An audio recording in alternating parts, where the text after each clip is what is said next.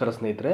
ರಾಜ್ಯದ ವಿವಿಧ ಇಲಾಖೆಗಳಲ್ಲಿ ಸರಿಸುಮಾರು 2,80,000 ಹುದ್ದೆಗಳು ಖಾಲಿ ಇರುವಂಥದ್ದು. ಅಂದರೆ ಎಲ್ಲ ಇಲಾಖೆಗಳಿಂದಾಗಿ, ನಾಟ್ ಓನ್ಲಿ ಒನ್ ಡಿಪಾರ್ಟ್ಮೆಂಟ್, ಹತ್ತತ್ರ ನಿಯರ್ಲಿ 3 lakhs ಅಂತ ಅಂದ್ಕೊಂಡ್ರು ಏನು ತಪ್ಪಾಗಲಾರ್ದು.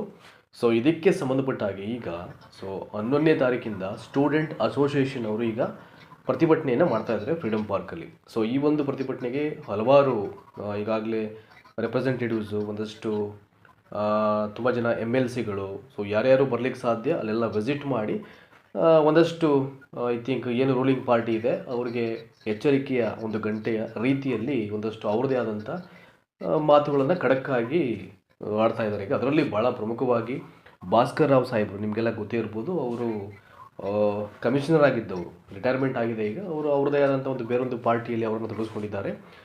ಬಟ್ ಅವರು ಸರ್ಕಾರ ಏನಕ್ಕೆ ಮಾಡ್ತಾ ಇಲ್ಲ ರಿಕ್ರೂಟ್ಮೆಂಟ್ಸನ್ನು, ಸೊ ವೇರಿಯಸ್ ಡಿಪಾರ್ಟ್ಮೆಂಟ್ಸಲ್ಲಿ ಖಾಲಿರ್ತಕ್ಕಂಥ ಒಂದು ಹುದ್ದೆಗಳನ್ನು ಯಾಕೆ ಭರ್ತಿ ಮಾಡ್ತಾ ಇಲ್ಲ, ಎಲ್ಲೆಲ್ಲಿ ಏನು ನ್ಯೂನತೆಗಳಿರ್ತದೆ, ಇದು ಇನ್ ಕೇಸ್ ಮುಂದಿನ ದಿನಗಳಲ್ಲಿ ಹೀಗೆ ಕಂಟಿನ್ಯೂ ಆಗಿದ್ದೇ ಆದರೆ ನಾವು ಏನು ಮಾಡ್ತೀವಿ, ಏನೆಲ್ಲ ಸಮಸ್ಯೆಗಳು ಉದ್ಭವ ಆಗುತ್ತೆ.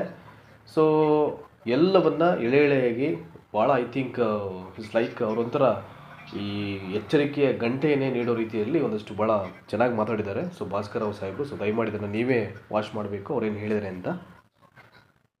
ಮೊದಲನೇದಾಗಿ ಯುವಕರ ಕಣ್ಣಲ್ಲಿ ನೀರು ಬರಲಾರದೆ, ಯುವಕರ ಕಣ್ಣಲ್ಲಿ ರಕ್ತ ಬರಲಾರದೆ ಫಸ್ಟ್ ನೀವು ನೋಡ್ಕೊಳ್ಳಿ. ಇಲ್ಲದ್ರೆ ನೀವೇ ನೋಡ್ತೀರ, ನೀವು ಈ ಆಕ್ರೋಶ ಬೀದಿಗೆ ಬಂತು ಅಂದ್ರೆ ಯಾವ, ನಾನೇ ಕಮಿಷನರ್ ಪೊಲೀಸ್ ಇದ್ದೆ, ಪೊಲೀಸರಿಗೆ ಯಾವತ್ತೂ ಕೂಡ ಯುವಕರ ಮೇಲೆ ನಾಟಿ ಅಂತ ಮನಸ್ಸು ಬರೋದು. ಯಾಕಂದ್ರೆ ಪಾಪ ಹುಡುಗರು ಏನ್ ಕೇಳ್ತಾ ಇದೆ, ಉದ್ಯೋಗ ಕೇಳ್ತಾ ಇದೆ ಅಷ್ಟೇ. ಅಂತದ್ರಲ್ಲಿ ಏನಾದ್ರೂ ಮುಂದೆಯಿಂದ ಒಂದು ಘಟನೆ ಆಗಿ ವಿಧಾನಸೌಧ ಹೋಯ್ತು ಅಂದ್ರೆ ನೀವು ಓಡೋಗ್ಬೇಕು. ನೀವು ಕೋಪ ಬಂದ್ರೆ KPSCಗೆ ಬೆಂಕಿ ಹಚ್ಬಿಡ್ತಾರೆ, ಕೋಪ ಬರುತ್ತೆ ಅಲ್ಲಿಗೆ. ಸೊ ಇವತ್ತು ಕೂಡ ಅವಕಾಶ ಇದೆ ನಿಮ್ಗೆ. ನೀವು ದೊಡ್ಡ ಸಂಪುಟ ಸಭೆಗಳು ಮಾಡ್ತೀರಿ, ನಿಮ್ ಸಂಪುಟ ಸಭೆಗಳಲ್ಲಿ ಇರೋರಿಗೆ ಹೃದಯ ಇಲ್ವಾ, ಮನಸ್ಸಿಲ್ವಾ, ಕಣ್ಣಿಲ್ವಾ, ಕಿವಿ ಇಲ್ವಾ? ಯಾಕೆ ಈ ರೀತಿ ಮಕ್ಕಳಿಗೆ ಈ ರೀತಿ ಸತಾಯಿಸ್ತಾ ಇದ್ದೀರಾ ನೀವು? ಮತ್ತೆ ಈ ರೀತಿ ಮಾಡ್ತಾ ಇರೋದ್ರಿಂದ ಒಂದು ಎಂಟೈರ್ ಜನರೇಷನ್ ಏನಿದೆಲ್ಲ ಇವತ್ತಿರೋ 25-30 ವರ್ಷ ಕೆಳಗಿರೋ ಮಕ್ಕಳಿಗೆ ಉದ್ಯೋಗ ವಂಚಿತ ಮಾಡಿ ಮುಂದಿನ ಜನರೇಷನ್ ತಗೊಂಡೋಗುವಾಗ ಇದು ರಾಜ್ಯದ ಆರ್ಥಿಕ ಸ್ಥಿತಿ ಇರ್ಲಿ, ಬೇರೆ ಯಾವ್ದಾಗಿರ್ಲಿ ತುಂಬಾ ಕೆಟ್ಟ ಪರಿಣಾಮ ಬೀಳುತ್ತೆ.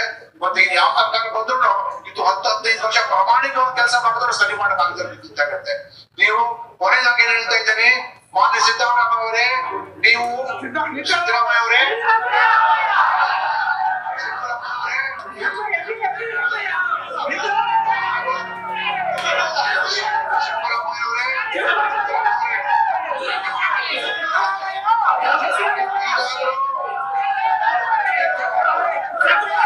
ಈಗಾದ್ರೂ ಎಚ್ಚರ ತಗೊಳ್ಳಿ ನೀವು, ಈಗಾದ್ರೂ ಎಚ್ಚರ ತಗೊಳ್ಳಿ ನೀವು. ಯುವ ಶಕ್ತಿ ಇದಲ್ಲ, ಯುವ ಶಕ್ತಿಯಿಂದ ಏನೇನೋ ಆಗೋಗ್ಬಿಟ್ಟಿದೆ, ಸರ್ಕಾರ ಬದಲಾವಣೆ ಆಗೋಗ್ಬಿಟ್ಟಿದೆ, ರಸ್ತೆಯಲ್ಲಿ ರಕ್ತಪಾತ ಆಗೋಗ್ಬಿಟ್ಟಿದೆ, ಬಿಲ್ಡಿಂಗ್ ಗಳು ಧ್ವಂಸ ಆಗೋಗ್ಬಿಟ್ಟಿದೆ. ಅಂತ ಒಂದು ಪರಿಸ್ಥಿತಿ ತರಕ್ಕೆ ಹೋಗ್ಬೇಡಿ. ಯಾಕಂದ್ರೆ ಮೇಲಿನ ಮೇಲೆ ಯುವಕರು ಏನೋ ಮುಂದೆ ಒಳ್ಳೇದಾಗತ್ತೆ, ಕಾನೂನು ಸುವ್ಯವಸ್ಥೆ ಭಂಗ ಮಾಡಕ್ ಹೋಗೋದು ಬೇಡ ಇತ್ಯಾದಿಗಳು ಅವ್ರ ಮನಸ್ಸಲ್ಲಿದೆ. ಏನೋ ಮಾಡ್ತೀರಾ ಅಂತ. ಇವತ್ತು ಕೂಡ 8 ಪೊಲೀಸ್ ಲೈನ್ ನಿಂತಿದೆ ನಿಮ್ ಸಲುವಾಗಿ, ಸುಮಾರು ಜನ DCPಗಳಿಗೆಲ್ಲ ಕರೆದಿದ್ದಾರೆ.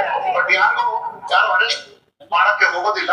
ಯಾಕಂದ್ರೆ ನೀವು ಅರೆಸ್ಟ್ ಗೆ ರೆಡಿ ಮಾಡೋದು ಬೇಡ ಅಂತ ಅವರು ಹೇಳಿದ್ರೆ ಮಾಡೋದು ಬೇಡ ಅಂತ. ಯಾಕಂದ್ರೆ ನಾಳೆ ನಿಮ್ ಭವಿಷ್ಯಕ್ಕೆ. ಬಟ್ ಆದ್ರೆ ಇದೇ ಸ್ಥಿತಿ ಮುಂದೆ ಯಾವಾಗ ನಿಮ್ಮ ಆಸೆ ಹೊರಗುತ್ತಲ್ಲ, ಆವಾಗ ನಿಮ್ಗೆ ಕಂಡು ಯಾರು ಮಾತಾಡಿ ಕೇಳೋ ಸ್ಥಿತಿ ಒಳಗೆ ಯಾಕಂದ್ರೆ ಕರ್ನಾಟಕ ಇದೆಲ್ಲ, ಕರ್ನಾಟಕ ಇದಕ್ಕೆ ದುಡ್ಡಿನ ಕೊರತೆ ಇರಲೇ ಇಲ್ಲ. ಕರ್ನಾಟಕದಲ್ಲಿ ಸಾಕಷ್ಟು ದುಡ್ಡಿದೆ, ಎಲ್ಲಾ ರೀತಿಯಾಗಿ ದುಡ್ಡಿದೆ. ಇಲ್ಲಿ ಸರ್ಕಾರ ನಡೆಸಕ್ಕೆ ದುಡ್ಡಿದೆ, ಸಂಬಳ ಕೊಡಕ್ಕೂ ದುಡ್ಡಿದೆ. ಸೊ ಅದರಿಂದ ಕೊನೆಯದಾಗಿ ಸಿದ್ದರಾಮಯ್ಯ ಅವರೇ, ಇಷ್ಟು ಮಕ್ಕಳು ಬಂದಿದ್ದಾರೆ, ಇದು ನೋಟಿಸ್ ತಗೊಳ್ಳಿ. ನೀವು ಸಮಸ್ಯೆಗೆ ಆಹ್ವಾನ ಮಾಡ್ತೀವಿ. ಇಷ್ಟು ಹೇಳ್ತಾ ತಪ್ಪುಗಳು ಹೇಳ್ತೀನಿ, ತಾಳ್ಮೇಲೆ ಇದು ಒಂದು ಅವಕಾಶ ಕೊಡೋಣ. ಆಮೇಲೆ ಏನ್ ಮಾಡ್ಬೇಕು